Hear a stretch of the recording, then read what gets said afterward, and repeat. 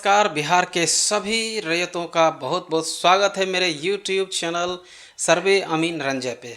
तो आज के इस वीडियो में हम बताने वाले हैं कि भूमि सर्वे के पहले रैयतों के क्या क्या कर्तव्य हैं। तो आप अपने कर्तव्य का निर्वहन करें और भूमि सर्वे सही सही कराएं। तो सर्वप्रथम आपको अपने खेत का आरमेर उसको सही कर लेना है। जैसे कि उदाहरण के लिए हम दिखा रहे हैं, देखिए यहाँ पर एक प्लॉट ये है और एक प्लॉट ये है और एक प्लॉट ये है और एक प्लॉट ये है। जो यहाँ पर आप देख पा रहे हैं कि ये तिरछा बना हुआ है।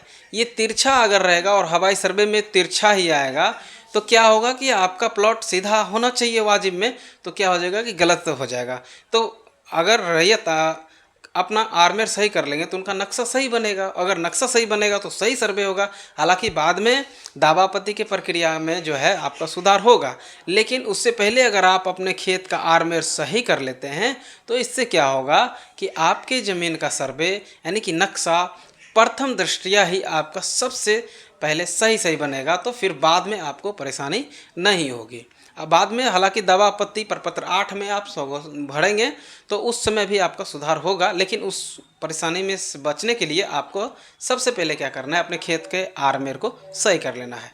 उसके बाद आप अपने ज़मीन का जो खतियानी ज़मीन होता है, तो खतियानी ज़मीन को क्या करना है कि उसका बंटवारा कर लें। ये इसलिए मैं कह रहा हूँ क्योंकि अगर आप बंटवारा नहीं करेंगे तो जैसे कि आप यहाँ देख रहे हैं कि सरयू यादव है, ये अघनु यादव है, ये सभी के वंशज के नाम से संयुक्त खाता खुल जाएगा।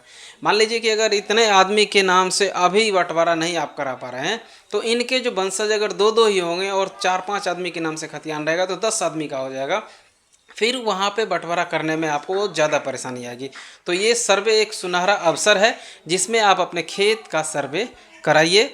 अलग अलग प्लॉट अलग अलग हो जाएगा सभी लोगों का, बशर्ते आप लोग अपनी ज़मीन का बंटवारा कर लेंगे। बंटवारा कैसे करना है आगे वीडियो में देखिए, और मेरा एक बंटवारा पे स्पेशल वीडियो बना हुआ है, उसको भी आप लोग देखिए और समझिए। उसके बाद हम लोग देखते हैं, ये देखिए केवाला है। केवाला में देखिए किसके नाम से ज़मीन है, तो रामेश्वर मुखिया। ठीक है, तो रामेश्वर मुखिया के नाम से ज़मीन है। तो रामेश्वर मुखिया पिता ब्रह्मी मुखिया। तो यहाँ पर हम आगे दिखा रहे हैं कि रामेश्वर मुखिया चूँकि एक्सपायर हैं तो इसीलिए इन्होंने क्या किया कि वंशावली दिया। ये देखिए ये वंशावली दिया। अब यहाँ क्या है कि रामेश्वर मुखिया, सिर्फ हमें रामेश्वर मुखिया से मतलब है, इसीलिए हमें रामेश्वर मुखिया का ही वंशावली समर्पित करना होगा। बाकी ये बिंदेश्वरी मुखिया कौन है इनसे कोई मतलब नहीं रखना है, क्योंकि मुझे केवाला जो है रामेश्वर मुखिया के नाम से मिला है, तो हम सिर्फ इन्हीं को जानेंगे और इन्हीं के वंशज के नाम से खाता खुलेगा। उसके बाद देखिए यहाँ पर क्या लिखा हुआ है कि मैं जूम करके दिखा दे रहा हूँ। उसके बाद यहाँ पर देखिए कुसुम देवी लिखा हुआ है।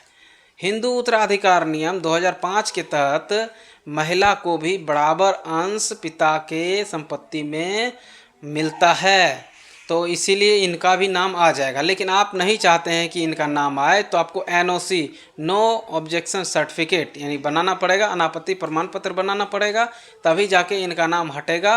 अन्यथा इनका नाम भी सर्वे में आ जाएगा, जो बाद में आपको परेशानी होगा। ठीक है, तो आगे बढ़ते हैं। आगे देखिए आपको बंटवारा कर लेना है। पहले ही हम बता दिए हैं कि आपको क्या करना है, अपने ज़मीन का बंटवारा कर लेना है, ताकि स्पष्ट रूप से एक एक खेसरा का अलग अलग खेसरा का सर्वे हो पाए आप लोगों के नाम से। उसके बाद अगर कोर्ट में आप केस करते हैं तो केस नंबर यहाँ देना पड़ेगा। मैं प्राइवेसी को ध्यान में रखते हुए केस नंबर यहाँ नहीं दिया हूँ, ये केस नंबर यहाँ पर देना पड़ेगा। स्लैश ये जिस ईस्वी में आप केस करते हैं वो नंबर रहता है।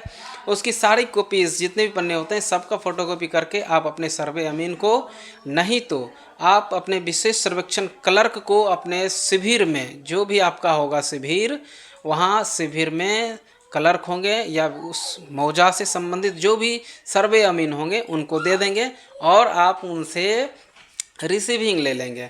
अब आगे हम दिखाने जा रहे हैं। देखिए इसी का पूरा कॉपी है, किसके किसके बीच में केस चल रहा है, सारी बातें लिखी रहती है। सारे कॉपीज़ आपको जमा करने हैं ताकि अमीन साहब आपके उस खेसरा पे टाइटल नंबर, अभियुक्ति कॉलम में सिर्फ और सिर्फ टाइटल नंबर लिखेंगे। कई लोगों का होता है कि ज़मीन जो है सो सर्वे रुक जाएगा, उस ज़मीन के सर्वे नहीं रुकता है, बल्कि क्या होता है कि हम लोग सिर्फ अभियुक्ति कॉलम में टाइटल नंबर लिख देते हैं और जो चल रहा है, जो जिसका जजमेंट हो गया है तो उसके बारे में भी आगे वीडियो में बता रहा हूँ। देखिए टाइटल नंबर लिख देना है सिर्फ अभियुक्ति कॉलम में, TS जो भी हो, मान लीजिए 6/2024 2024 में अगर आपने केस किया। हालांकि केस तो बहुत सारे पेंडिंग हैं, जो 10 साल 20 साल 40 साल से भी केस चल रहे हैं। तो जो चल रहे हैं, जो कोर्ट का काम है कोर्ट ही करेंगे, सर्वे अमीन उस पर फैसला नहीं करेंगे। तो वो सिर्फ क्या करेंगे, टाइटल नंबर लिख देंगे और फिर वो अभियुक्ति कॉलम में लिख करके आगे बढ़ेंगे। उसके बाद देखिए ये पूरी कॉपी हो गई।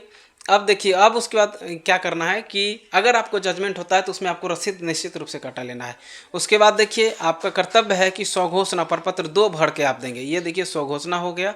ये प्रपत्र 2 सबसे पहले आप अपने शिविर में, जो जहाँ भी आपका शिविर होगा उस शिविर में जो है आप लोग अपना शिविर में अंचल कार्यालय जहाँ भी होगा, जहाँ भी आप लोग का शिविर ब्लॉक में लगेगा जहाँ भी, वहाँ पे विशेष सर्वेक्षण अमीन को या वहाँ पे जो भी क्लर्क होंगे उनको भी आप ये दे सकते हैं। देखिए जैसा कि आप पेपर के हिसाब से दे सकते हैं यहाँ पे, ये हो गया। उसके बाद प्रपत्र 3.1 भी आप लोगों को भर के देना है। ये रहा प्रपत्र 3.1, ये भी भर के देना है ताकि आपका सही सही ज़मीन का ब्यौरा अमीन साहब के पास रहे और वो सही सही सर्वे आपका कर सकें। उसके बाद नेक्स्ट, चलिए बस इस वीडियो में इतना ही। और जो भी आपको जानकारी चाहिए तो मुझे आप कमेंट कर सकते हैं, मैं आपके कमेंट का रिप्लाई ज़रूर देता हूं। इस वीडियो में शुरू से अंत तक बने रहने के लिए बहुत बहुत धन्यवाद।